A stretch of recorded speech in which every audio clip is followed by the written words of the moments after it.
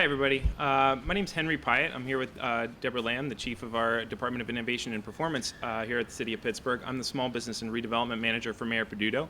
This is our third and final for the year, Small Business Resource Fair Government Edition. The entire series of small business resource fairs has been taking place all around the city, and the idea is that we realized there's a lot of folks with great entrepreneurial minds that aren't necessarily accessing the resources that the many government and nonprofit partners around the city have to offer. So we thought, why not take those resources directly to them? After doing those events a few times, we realized that there are a lot of folks that are trying to do the right thing, trying to take the next step, and are having trouble or getting frustrated complying with the regulatory environment here in the city and the county. And there's a lot of regulators in the room that get frustrated when folks maybe don't follow the rules the right way and cause them some headaches. And in the interest of everyone's lives being a little bit simpler, we thought that having a regularly reoccurring venue for folks to discuss their experience with regulators, ask questions, vent their frustrations about things that maybe haven't worked right or don't work well in their opinion, we can all learn from each other, and we can all have a little bit easier lives, quite frankly. So I'm not going to have a belabored introduction, but I am very excited to have two awesome and interesting speakers here today. We have Todd Graff from the Department of Permits, Licenses, and Inspections. Todd is working on the kind of computer systems that make PLI work, and he's helped bringing us into the 20th century, frankly, as far as keeping track of permits that are issued, attaching them to land, being able to find information more quickly and easily, and eventually allowing for the possibility of applying for, or at least beginning the process for, permit applications online. And as well, we have Patrick Hammonds from our Code for America team. Patrick was part of a 3-person team that Deborah's staff, I believe Laura, right? Laura Meixel, our analytics and strategy manager, brought to Pittsburgh to help identify problems that the entrepreneurial community is facing and pick one of them that they can completely, if not almost completely, resolve. And Patrick and the rest of his team created an app that you may have heard of by now called Beacon, which he'll explain in detail. So before we begin with the speakers, I just want to go around the room with the folks at the table, just ask you to introduce yourself, say the department you work for, and the things you can help folks understand so that people can get their wheels turning in their minds for who they want to talk to after the speakers, and then we'll move along to Todd. Would you mind starting? Sure, not at all. Susan Tomasco. I'm with the Department of City Planning, which is actually located down the street at 200 Ross.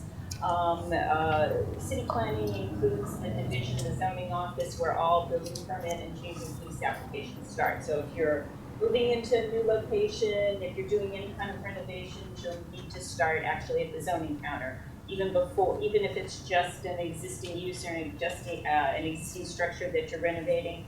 All those building permit applications begin at the zoning counter. We're right down the hall from permits, licensing, and inspections on the same floor. So we have lots of information on our website, the zoning division of city planning. I also have some handouts here tonight, and I can answer questions about the permit, the review and approval process. Thank you. Hi everyone, my name is Ben Carlese. I'm with the Department of Public Works, and we issue the permits that have to do with anything in the right-of-way, meaning in front of your business on the sidewalk or even in the street.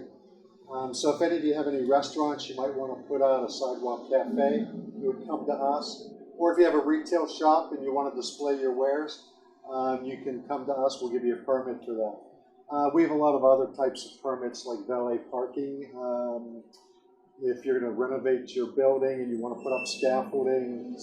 So anything that is on the sidewalk, you need a permit for. We're located at 611 2nd Avenue. We have free parking in the back of our building.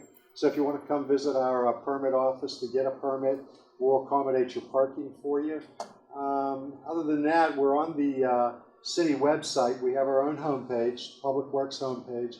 All of our permits are listed on the homepage, and we're available anytime between 7 and 6 p.m. during the day. Thanks, Ben. Way to rub it in about having free parking. Yeah, I'm Bob Zilch. I'm with the finance department here in this building on the second floor. And what I do, our department does, is you would come to our office, register your business, and you would pay your taxes. And if you would have any questions in regards to those various taxes for your business, we would be the people you would see in regards to that. We work in conjunction with PLI in their permitting. So if there's anything you know about business taxes, please feel free to come here and speak to us. Thanks, Bob. Brian Shannon, I'm in the real estate area. Our department can answer questions about abatements, tax relief, treasurer sales, sidewalk programs, anything related to real estate.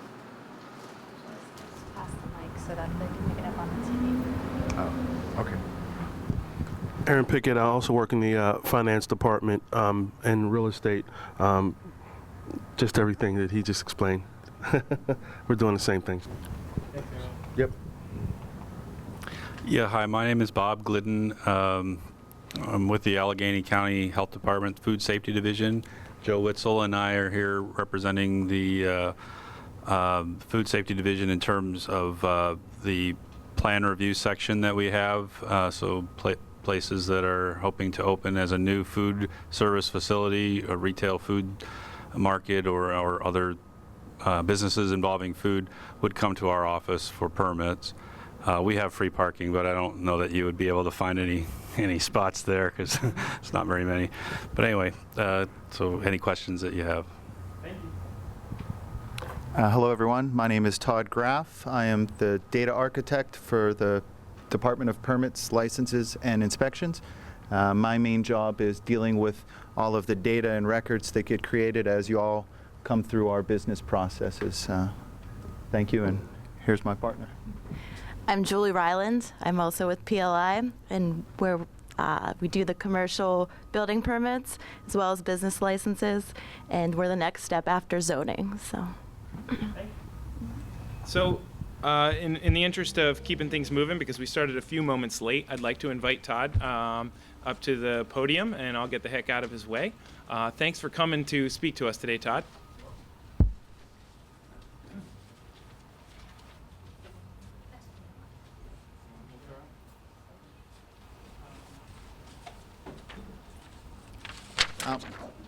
If you didn't get one of these little infographics, could you let me know so that make sure everybody has one? Thank you, Henry. So as Henry said, my name is Todd Graff. I am a data solutions architect for PLI, the Department of Permits, Licenses, and Inspections. If you're doing business in the city, there's a good chance you're going to be interacting with us at one point or another. And we have a staff member here, Julie Ryland, who can really help you understand any of the specifics about our department. She'll be able to explain how we work and, most importantly, how we can work together. But today I'm going to talk to you a little bit about the technology upgrades that we've been going through at PLI. Okay? We're currently upgrading our systems, and by systems I mean the software systems that we use to run all of our business processes. The first phase of this upgrade is the installation and deployment, and this phase is currently about 90% complete. What this means is that we've installed, we've deployed, and we have migrated all of our historical data and records into the new system, and the new system is the Acela Civic Cloud platform. So anytime you come into the third floor at 200 Ross Street where we are and you work with us, you're going to be working utilizing this new platform that we have recently launched. Our second phase that we're going to be moving into in October, and you can see from the infographic here, we kind of moved down from phase 1 here to phase 2. In this second phase here, it'll start in October 1st, and the goal for this phase is to develop out the Acela Citizen Access Portal. And what this is a website that you, as the citizen, are able to access and utilize to acquire permits and licenses. So you'll no longer have to come into 200 Ross Street to meet with us and talk with us. You'll be able to just do this right online and to get your business rolling. This phase is really going to be kind of rolling out in October until December. Now, another part of this second phase here that we're going to be doing is we're going to be working on establishing the technical connectors to the regional open data portal. And this portal is where you as a citizen, you'll also be able to access all of the data that we have at PLI. So in this second phase here, we're going to be just establishing the technical connectors to this.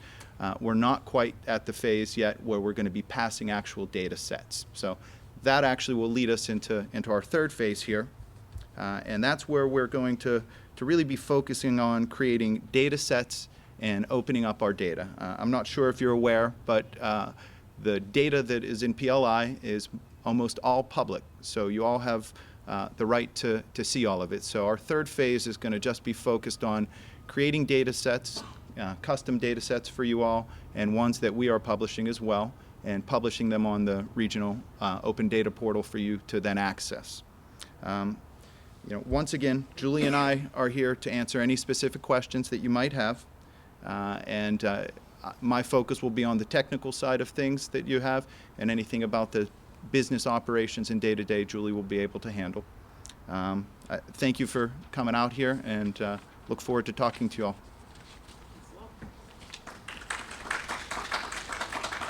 Thank you very much, Todd. I really appreciate it. There's a lot going on over at PLI, and I'm very, very excited that we're moving into modern times, and our customer service is going to be greatly improved, due in large part to your work. So thank you very much. Up next is Patrick Hammonds, and as I mentioned previously, he's a part of Code for America. There was a 3-person team from Code for America that came to Pittsburgh and to solve a problem that entrepreneurs were facing in our town. And I'll leave it to Patrick to describe his team's work once he's ready. All right, thank you, Henry. As Henry mentioned, my name is Patrick Hammonds. I'm from Code for America. Has anyone heard of Code for America before? Raise your hand a little bit. Okay. So Code for America is an organization, it's a nonprofit based in San Francisco that partners with city governments all over the country to help improve their digital services. We believe that a lot of government services could be made better by beautiful interfaces and information that's actually delivered in real time. So throughout the year, we have been working with many city departments to find areas where our skills could be put to use, and we could actually deliver improvements in what kind of small applications. And this beacon, which I'm talking about today, began at this event in February. So when we were our first day in the city of Pittsburgh, we came to the Winter Small Business Resource Fair, and we saw a lot of people that had many questions for city departments about how to do business in the city. And it was the middle of February, people are coming to downtown on like a Wednesday night when it's freezing outside. That really means something. So we have been trying to figure out ways to provide information in a more easily accessible way throughout the year. And one of the things we saw was people don't know about upcoming opportunities to work with the city of Pittsburgh. There's one place where that goes, the newspaper and a small website called BidNet. And other than that, there's a lot of people being left out of the loop. So what we did is we worked with a group called City Parks back in April, and we did a small pilot. They had talked to us about how they had put out RFPs multiple times for cleaners for their many facilities. And they were only able to return interest and bidders. Each time they put it out 2 or 3 times, they got 1 or 2 respondents. And if you're a city department trying to find good services, that's not really an ideal situation, right? You don't actually have a market to choose from. You just got whoever shows up gets the contract. And so what we were seeing is there's a communications gap. And what could we do if we tried to close that gap? And so we launched a simple website that was all it was an FAQ and a box to put your email address in. If you put your email address in, you got regular updates about this opportunity. You were given information. You were told when new questions and answers were put on the FAQ. You're told about upcoming opportunities to do site visits, to ask further questions. And with that with that effort, we were able to see 16 respondents. So we saw like 16 times the amount of respondents for this one RFP. So we thought, why don't we do that with all opportunities? And that's what this is. So Beacon, what you can do is you go to Beacon. It's buildpgh.com/Beacon if you can't read that on the screen. You go to Beacon, you put in your email address, you say what service or commodity you provide, and you will get emails whenever an opportunity is posted that matches. One interesting opportunity on this right now is an RFP for a municipal ID feasibility study. So like, let's say you are some kind of a consultant that can run like feasibility of that kind of program.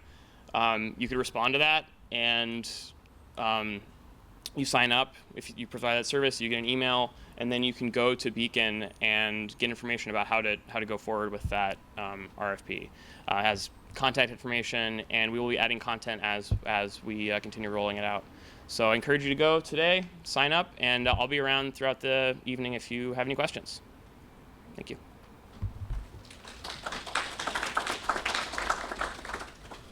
Thanks a lot, Patrick. So this is the important part of this evening now. This is where everybody gets a chance to talk to all the folks that are seated around these tables, ask specific questions or not so specific questions. But the most important part is that we are here face to face talking to each other and forming relationships so that we realize the person on each side of the table is a human being, and neither of us want to drive each other nuts. We both want to follow the rules that have been created to protect the public's safety, and that's the interest of the regulators that are here today, and have as minimal of an impact upon the business owner as possible in order to comply with those rules and get open, get running, and get earning. So I'm going to vacate this podium and ask that everybody take a moment, think about where they'd like to start, and we can all mosey around between the tables. I'll move the blue chairs and everything. Don't worry about all that stuff. Just, you focus on talking to the folks you're interested in talking to. I'll be here for questions as well. And I want to thank you all for coming out. Thank you.